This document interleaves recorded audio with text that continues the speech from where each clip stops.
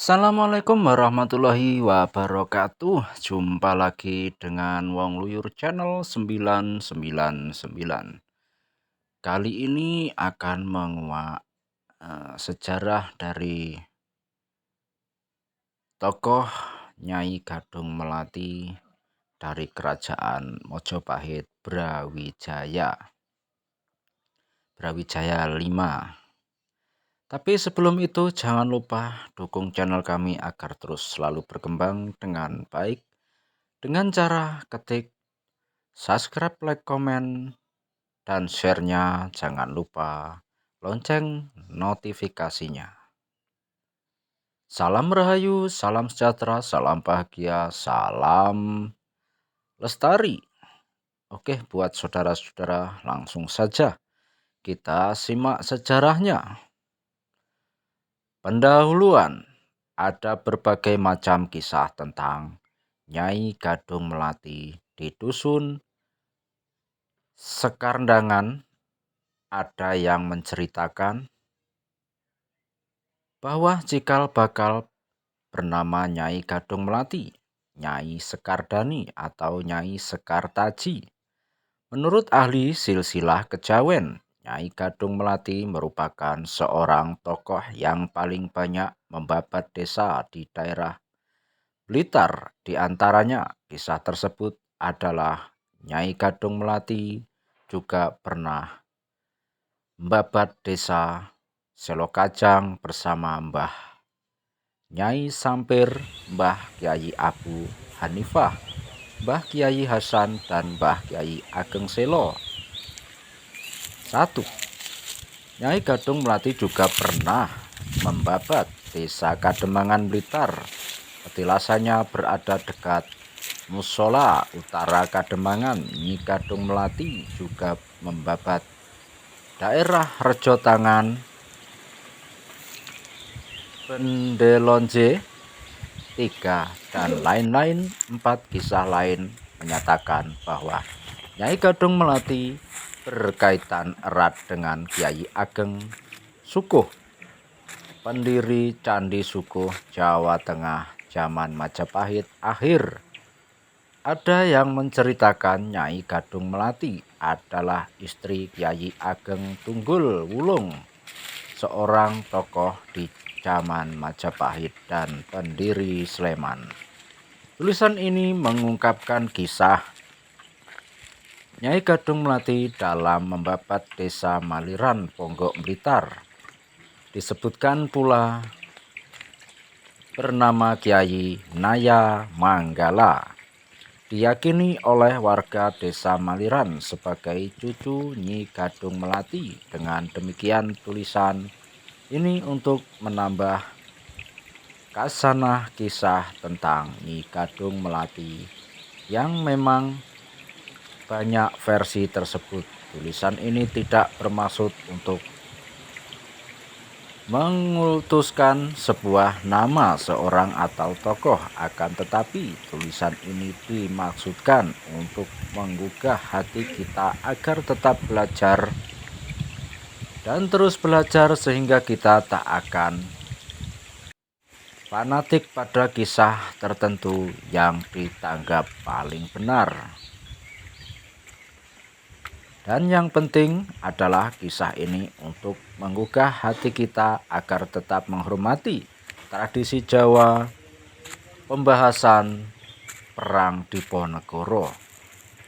Penyebab Perang Pangeran Diponegoro adalah rasa tidak puas yang hampir merata di kalangan masyarakat terhadap kebijakan pemerintah Belanda di wilayah Kesultanan Yogyakarta. Salah satu kebijakan pemerintah Belanda yang membuat Pangeran Diponegoro marah adalah pembangunan jalan raya yang menghubungkan Yogyakarta dan Magelang, di mana pembangunan itu melewati makam leluhur Pangeran Diponegoro di Tegalrejo.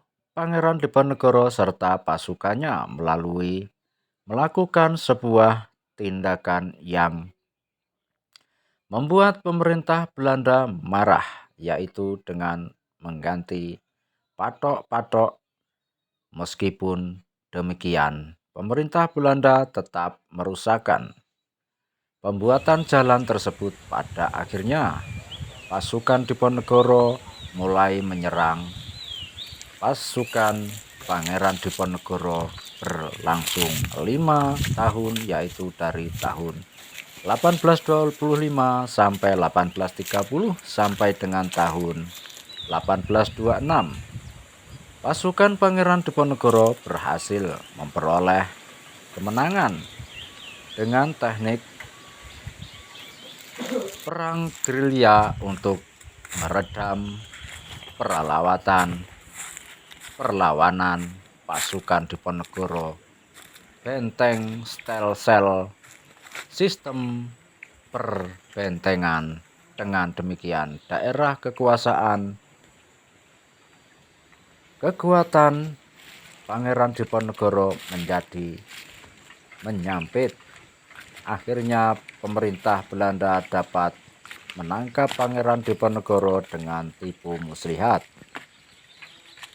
Ia dipindahkan di benteng Rotterdam di Makassar, ujung pandang. Diponegoro pun mati dalam pengasingannya pada tahun 1855. Dengan demikian berakhirlah Perang Diponegoro. Setelah Perang Diponegoro menyelamatkan diri dari pemerintah Belanda, mereka bergerak dari daerah Jawa Tengah menuju berbagai daerah di Jawa Timur. Mereka membuka lahan untuk dijadikan sebuah desa. Sebagian besar hutan-hutan yang dijadikan persembunyian para pasukan Pangeran Diponegoro terletak di daerah Kediri, Tulungagung, Blitar, dan daerah-daerah lain sekitarnya. Terbentuknya Desa Maliran pada tahun 1850. Pasukan Pangeran Diponegoro datang di daerah hutan wilayah Kota Blitar. Pasukan itu di bawah pemimpinan Nyi Gadung Melati. Mereka memutuskan untuk menetap di sana dan mulai menebangi pohon yang ada di hutan untuk dijadikan sebuah pemukiman. Semakin lama pemukiman tersebut semakin meluas. Banyak pendatang dari daerah lain yang tinggal di daerah itu. Pada suatu ketika, Nyai Gadung Melati melihat ada 2 buah pohon jati yang kedua rantingnya saling bersinggungan dan mengakibatkan suara gesekan. Hal inilah yang membuat Nyai Gadung Melati memberikan nama daerah itu dengan sebutan Jatigerot. Seiring berjalannya waktu, daerah Jatigerot semakin meluas dan menjadi sebuah desa. Warga desa pun semakin menyebar ke berbagai daerah desa tersebut. Setelah 24 tahun, nama Jatigerot semakin tidak dikenal dan bahkan sudah digantikan dengan nama baru. Pemberian nama baru atas daerah tersebut sementara mata diakibatkan oleh kegelisahan hati para pembuka desa, termasuk Nyai Gadung Melati. Daerah yang semula bernama Jatigerot berubah nama menjadi Desa Maliran dengan lurah pertama Kyai Naya Manggala yang diduga merupakan generasi kedua keturunan Nyai Gadung Melati. Nama Maliran sendiri berasal dari keadaan alam daerah tersebut yang selalu menghembuskan angin yang sejuk. Maka desa tersebut diberi nama Desa Maliran yang diambil dari kata sumilir. Namun memang dasar lidah orang Jawa kata Maliran lambat laun luluh menjadi Maliran. Setelah Nyai Gadung Melati meninggal, warga setempat memakamkan jasadnya dan mengkeramatkan kuburannya sebagai punden Nyai Gadung Melati, warga desa Maliran mempunyai jadwal dalam membersihkan punden Nyai Gadung Melati tersebut pada hari Jumat Legi. Selanjutnya, tentang tradisi pemilihan kepala desa Maliran pada umumnya adalah orang yang berasal dari dusun Maliran dan Glagah. Hal ini dikarenakan adanya tradisi yang diwariskan turun-temurun oleh para pendahulunya. Dan karena orang dusun Maliran dan Glagah dianggap sebagai keturunan asli pendiri desa pada dasarnya, tidak ada yang mengetahui secara pasti sejarah terbentuk desa Maliran ini, dikarenakan para sesepuh yang diyakini mengetahui sejarah desa Maliran secara pasti sudah meninggal. Namun masyarakat setempat menganggap ada beberapa orang yang mengetahui sedikit tentang sejarah desa Maliran. Berdasarkan berbagai keterangan tersebut dinyatakan bahwa Nyi Gadung Melati adalah tokoh yang membuka lahan baru sebagai tempat pelarian dari pemerintahan Belanda. Adapun nama-nama kepala desa Maliran yang pernah menjabat adalah 1. Kiai Naya Manggala tahun 1874 sampai 1879. Diyakini warga desa Maliran masih cucu Nyai Gadung Melati. 2. Mbah Rana Santika tahun 1880 sampai 1886. 3. Mbah Sukrama tahun 1887 sampai 1901. 4. Mbah Joy Krama 1902 sampai 1905. 5. Mbah Kasan Raji tahun 1906 sampai 1908. 6. Mbah Jaya Marto 1909 sampai 1915. 7. Mbah Jaya Munawi 1916 sampai 1924. Dan nomor 8. Mbah Tani Meja 1925 sampai 1943. 9. Mbah Karta Miharja 1945 sampai 1949. 10. Mbah Ahmad Siar 1950 sampai 1979. 11. Mbah Kusranan 1980 sampai 1999.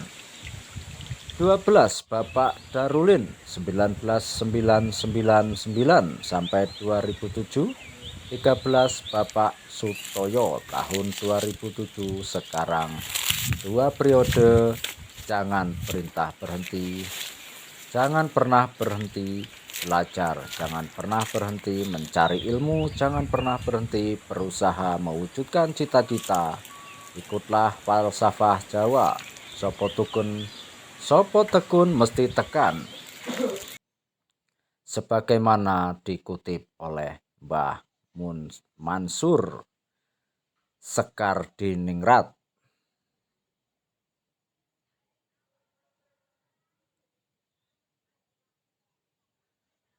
Selo Kacang Serengat Blitar Tulungagung, Kendal Rejo Talun Blitar. Ada yang menyatakan pernah membabat di daerah Batu Malang, ada yang menyatakan pernah membabat di daerah utara Candi Penataran, dan lain-lain. Oke, itulah sekisah sejarah dari Wong Luyur channel 99. Sedikit sejarah Nyai Gadung Melati, semoga bermanfaat dan untuk mengingat kenangan-kenangan dan mengingat tradisi Jawa atau leluhur kita yang telah mendahului. Oke,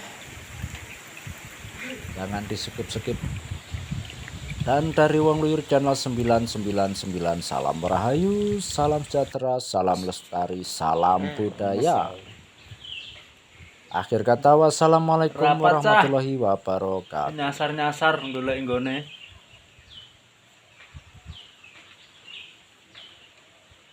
Para setan, seh kulon, seh kidul, seh lor. Syaiton nirrajim. Saimin.